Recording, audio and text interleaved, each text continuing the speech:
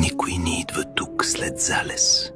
Но аз го направих. Село Рачовци. Изоставено през 1987. За една нощ. Без следа. Без обяснение. Влязох в първата къща. Масата още беше подредена. Сякаш всички просто са станали и са изчезнали. Горе нещо се движеше. Сянка.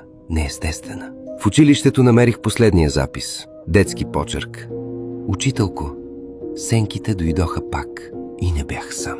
Едно дете стоеше на вратата. Гледаше ме.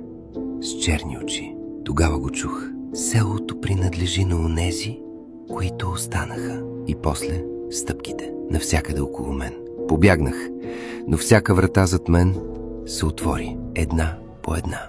Стигнах до Параклиса. Мислех, че съм излязъл.